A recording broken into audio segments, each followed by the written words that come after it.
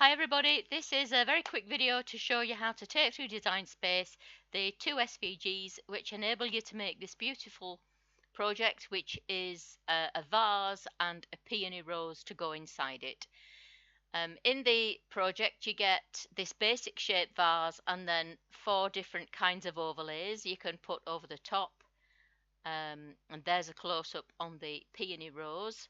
That's it in the vase, which has the what I call an arabesque overlay. That's I did those solid panels with print and cut, and then that's just the basic single edge border that goes on top. That's the one I use for the assembly video, which is a separate video only available to people who bought the project. There's the arabesque vase again. That's the crisscross pattern. I've cut that in some lovely no shed silver glitter, pink glitter paper. It's lovely. There's a close-up on the flowers again. That's the hexagon, little mini hexagon overlay panels. Is that it? There is a different one, I think. Oh no, we've seen them all now, haven't we? Yeah. Okay, so let's get into Design Space and see how we take it through.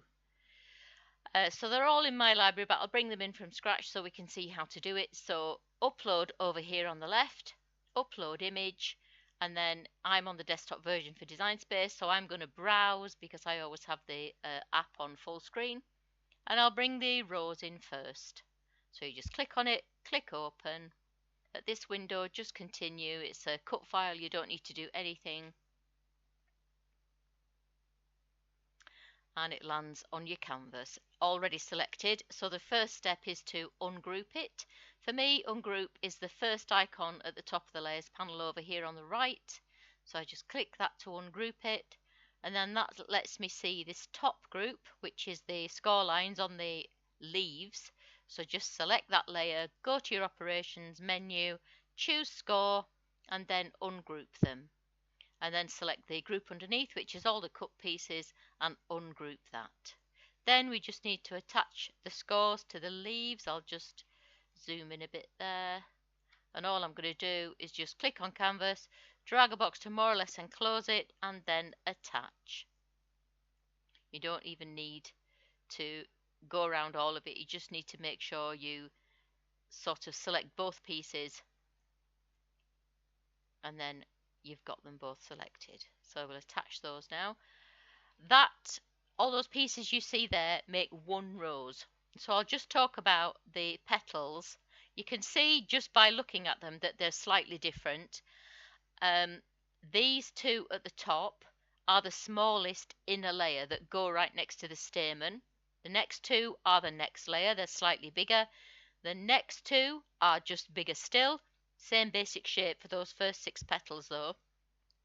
And then these much thicker, more solid looking petals are the outer layers.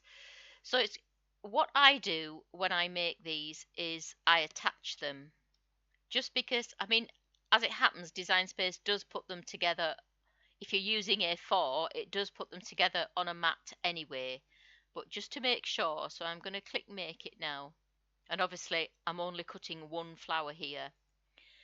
You might find a different way to sort your petals out where you'll be able to, I mean, you can put them side by side. You can lay them on top of each other and see which is the biggest, but just doing it this way, you don't have to. So you can choose A4 or letter for the stamens, as you can see. So Europe or US sizes are fine there.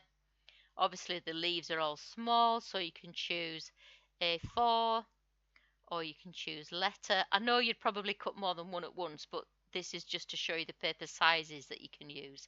And then these are the petals, and you'll notice at this point you can't choose letter, but we can choose A4. And so that would help you remember which is the right piece. And the way it sorts them then, strangely, even though they're laid in the completely different order on the canvas, it will cut the big one first, then the slightly smaller one, then the slightly smaller one, and then finally the smallest one. So you could remember that as you took them off your mat, and stack them accordingly. In the assembly video, you'll see that I stack mine with the biggest petals at the bottom, and then I go down in size towards the top of the pile. And so then as I'm making the flower, I'm just taking the next petal layer off the pile, and I know I'm using the right one. But as I say, you can see it won't cut from letter in the attached arrangement that's there. So if you're in the US and you want to avoid doing that matching them up bit, what I would do is bring in a shape,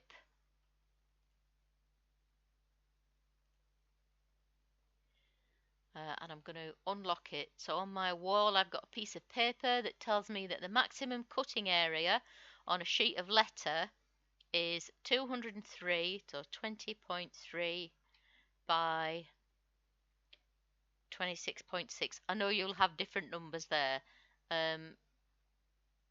Let's just see if it's easy to...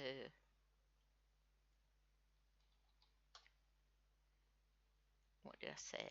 26.6 is 10.47 inches. So 10.47 inches deep and 7.99 inches tall. That's your maximum cutting area, if you want to make a note of that. And so then we'll detach these so we can take them singly. I think some of them might fit, but the big ones definitely won't. And so then bring that over here. We're going to send that to the back. You can see that that still fits fine, so you could just select those two in that formation and attach it. I've just done Alt-A on my keyboard for speed, and you know that they will cut now from letter. Sorry, that's just my sister sending me a message. Those are the next two up from the middle, so I've just attached those. So smallest there. There are the next ones. This is the third pair that you would put on, and they fit quite easily as well. This is if you want to cut them and know what you're taking off the mat at the time. You might not be bothered because you can put them side by side or on top of each other and work out which is which. But that's something you might want to do. So we attach those two as well, and then get rid of that little template. If we hit make it now, we can see when we go to these that we can choose letter or A4 actually. Okay, so that's for one flower. Obviously, if you're doing more, you might change your project copies up here. I think when I did mine, I actually just sent through the petals, so I'd got 4 mats of petals, and I just cut that 7 times, and then I did my leaves and my stamens, because I knew for the petals I knew I was using A4, and then I did the leaves and the stamens. I did just 7 project copies then when I did it, but you'll work out a way to do it. But that's just to really point out the difference in the petal sizes, and that you need to know which ones you're putting onto your flower stem in which order. I nearly signed off without bringing the vase in then. Right, so we'll do that now. So again, it is in my library, but we'll do it from scratch. So upload here on the left, upload image, browse, find the file where you've got it on your system, peony vase this is called. You don't need to do anything, just keep clicking upload and it lands on your canvas already selected. First step is to ungroup it. Then select that top group, which just has that set of scores there, only one set, which are on the inner wall. Change them to score, and then, did that move? It did. Select the group underneath and ungroup that. And then now, because everything's a separate piece, we can just select that wall and its scores and attach the scores to it. So at this point, you would decide what design of vase you are making. So you need the inner wall, obviously, and you need 8 altogether. So we've got 1 there. So I'm going to go to the duplicate button here and make 2, 3, 4, 5, 6, 7, 8. The PDF of the instructions for taking the file through Design Space tells you to cut 8. In case you forget, don't worry. So we've got 8 inner wall pieces. You need 2 bases, and they're in the file, so no duplicating there. You need 8 solid panels. So again, duplicate button and make 2, 3, 4, 5, 6, 7, 8.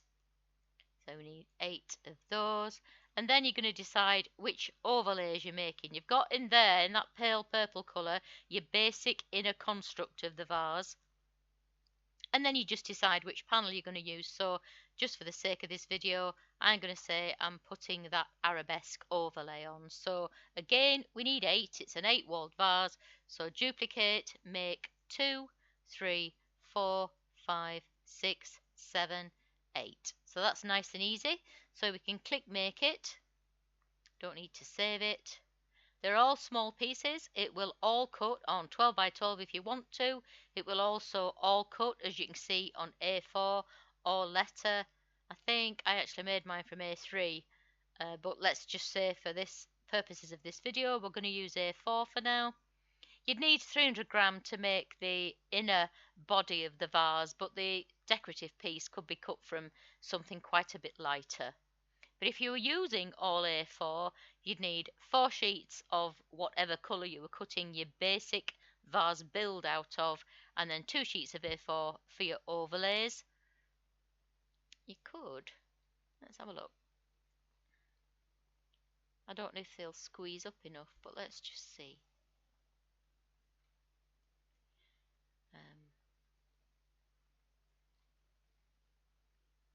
Oh, I love it when a plan comes together. If you're using A4, you can actually twizzle those around and you'd get all 8 from one sheet of A4. So let's just try it on letter and see what we end up with. 2, 3, 4, 5, 6, 7, 8. It's still, oh, you need 5 sheets if you're using letter, but I don't think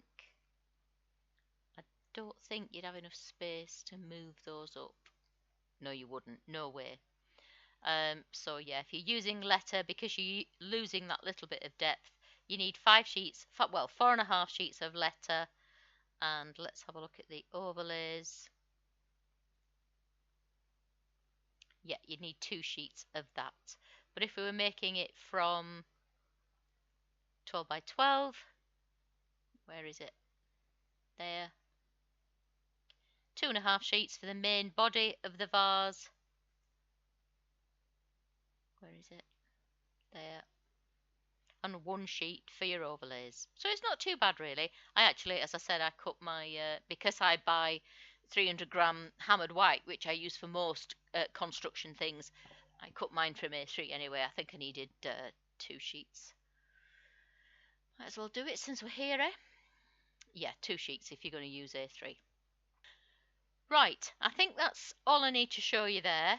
As I said, this video is just to show you how to take it through Design Space. If you use Silhouette or ScanNCut, you get everything the right size, and all the what we call score lines in Design Space, they've already been converted to the tiny cuts, so that's all done for you if you use the Studio 3 or the Canvas Workspace file.